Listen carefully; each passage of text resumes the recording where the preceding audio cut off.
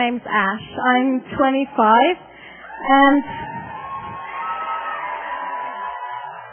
I've always been one of those Christians that for a long time I've had a head knowledge that God loves me, but I didn't really have a heart revelation in my heart. And what I want to share with you tonight is just about how in the last week that God has sort of moved it down from my head and into my heart. But before I tell you about that, I just want to tell you a bit about my background to help you understand a bit why I'm the way that I am. I was born in 1978 in Baghdad in Iraq, and at the time of my birth, I was born prematurely, and my mum had a cesarean operation, so she couldn't really look after me at the time of my birth. So as soon as I was born, I was given up to my grandparents to look after me from the hospital. And after my mum recovered, both her and my dad just wanted to go back to work. And they're not really the kind of people that really know how to express affection. And I was the first child, so they were just busy with going back to work. So it just was easier for them to keep me at my grandparents' house. So for the first 11 months of my life, I lived at my grandparents' house. And I was never breastfed, and I was never held by my parents. I never really bonded with my parents. So as a child, as a baby, I felt this abandonment. I felt being abandoned by my parents, although that wasn't their intention. And then when I was 7 months old, the Iraqi police kidnapped me from my grandparents' house and had a gun held to my head, and they threatened to kill my life, and they didn't in the end, and I was released. But that experience kind of left me feeling inside that there is no one to protect me, and that even the people who were looking after me were not there to protect me. And then when I was 11 months old, my parents had to leave Iraq overnight for political reasons, and so I got handed over back to them at the airport. And as I was being handed over to them at the airport, I just started to cry hysterically, because it was like I was being abandoned again by the people that I knew. And I didn't really know who my parents were. And I cried for 3 weeks non-stop. We went to a new country. We went and lived in Libya for 12 years. And I just cried hysterically. And because my parents were so in fear themselves about what was happening to their lives and things like that, they were really stressed. They didn't really know how to comfort me and how to give me the love that I needed. So after 3 weeks of crying, I just decided, that's it, I'm just going to shut down emotionally. I'm not going to cry anymore because this is just too painful. So I stopped crying from that point on, from being 11 months old. And my mom would say, she would wake up in the middle of the night, she'd find me hungry for milk, and I wouldn't make a noise for it. She would give me the milk, I would drink it, but I just wouldn't make a noise, because I was I'm not going to cry, I'm not going to go to that place where I can even feel the pain. I was controlling it so that I don't feel the pain. And then, even at an early age, my parents would go out every night, and they would just leave me on my own in the house. And I felt growing up, I had to learn how to be strong and independent, that I wasn't really dependent on my parents for anything, that I was going to look after myself my whole life. And then, when I was 13, we moved from Libya, and we went to England, and we were there as refugees. And really, my whole life, I grew up feeling I didn't really belong anywhere, and I wasn't really wanted anywhere. And being a refugee is not something very nice, really, because it just makes you feel like you're not really wanted there, and, people look down on you and stuff. And, but when I was 18, I became a Christian at university. My parents were Muslim, so I wasn't brought up in a Christian family. And I became a Christian at university, and I met with Jesus, and it was the first time in my life I could smile. I was never able to smile before, so it was a really great time.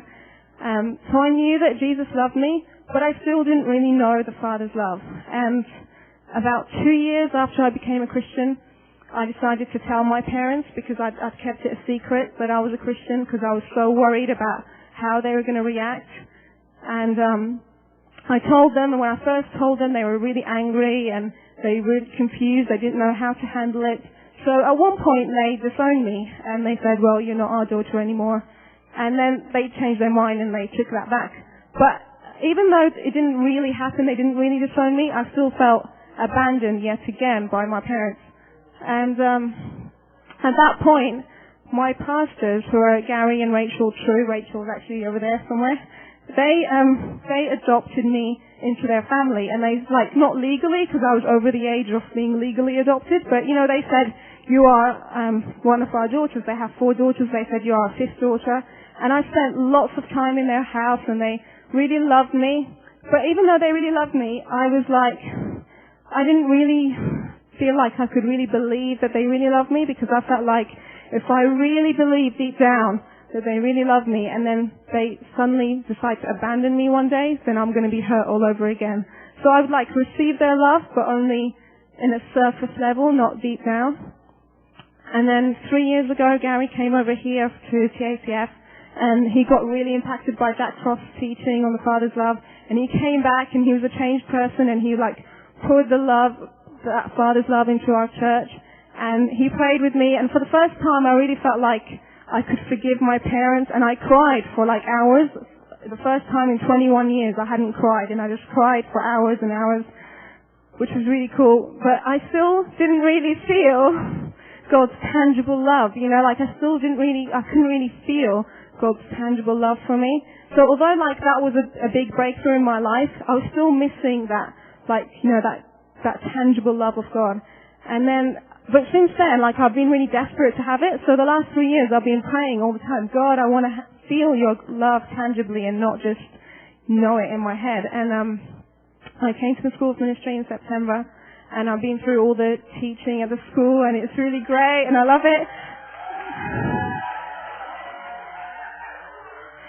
And then last week, Peter and Heather Jackson were talking about shame, fear, and control, and they were talking about people that live in shame-based families and how they have to control everything, otherwise they don't feel that they're okay. And I realized that it wasn't just that I was living in a shame-based family, but also that my parents were, and I'd never really seen it that way before. I'd always just seen it as just me, there was just something wrong with me. I hadn't really seen that my parents were in exactly the same position, because they hadn't received the Father's love and they don't know God.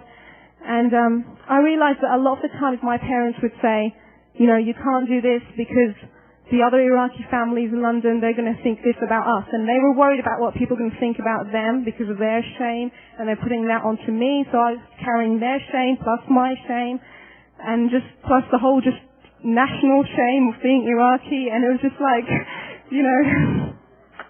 So I just realized that this week on Thursday, and I thought, for the first time I felt free. I just felt like, oh, it's not all my fault. There's nothing actually wrong with me. It's just, you know, it's just their shame. And I was soaking for ages last Thursday, and I was just soaking to this song, which is a paraphrase of Ezekiel 16, and it's like God loving Jerusalem back to life. And I was soaking to it, and I was saying, God, just love me back to life. Just love me back to life, because I just feel so dead on the inside. You know, I just need you to love me to life. I need to know your comfort. And I soaked for ages, and I felt really peaceful, and I got out my journal, and I just started to write all these really specific forgiveness prayers for my parents, like, Dad, I forgive you for never holding me. Mom, I forgive you for never telling me that you love me. You know, all these things, like just pages and pages of really specific forgiveness prayers. And then on Friday morning, I was soaking to it again, and this time I just felt like these 2 tears come down my face, which for me is a miracle, because although I cried 3 years ago, I've still only cried 5 or 6 times in the last 3 years, and it's still like really hard for me to release emotions. And so for me, just to have 2 tears was like a miracle. It's like, wow, I've got 2 tears. So I was really happy. But I just felt like God's comforting presence, that I was able to just release those tears. And then I realized that another thing that Peter and Heather Jackson were talking about was that, because we were having like honoring week as well, and people were speaking nice things about you to you, and I just realized that every time someone said something nice to me, I had an automatic response that was like, thank you and you know, and I would just repay them something nice in return. I couldn't just receive a nice compliment without saying, and your hair looks nice too, or, and, you know, whatever. I couldn't just receive it just for me. And in the afternoon last Friday, I went to the computer room, and I was just sending an email to a friend who, she's a Catholic, she's not born again, and she was a teacher at the school I used to teach at before I came here. And she's going through a really rough time in her life, and I just really wanted to honor her and just really wanted to bless her and just tell her what a wonderful person she is. So I was just like, sending her this email and just saying to her, God really values you and you're a wonderful mom and all these problems that are going in your life are not because of you and you're doing the best that you can and God really values you. And as I was just sharing that, I just felt this love, and this time it was a tangible love. I just felt it inside my heart, and it was just like about to burst out of me. And it was really cool because it wasn't even in a place where I was saying, God, come to me. I was like just giving out to someone else, but I just suddenly felt this incredible love inside me. And I finished the email and it was still there, and I just felt like this love was so big. I felt like my heart was enlarged inside my body and it was about to burst out of my ribs. I just felt like I couldn't contain it. I was going around hugging people at the school, just telling them God loves you. I just had to hug them because I just felt like I have to release it. I have to give it out.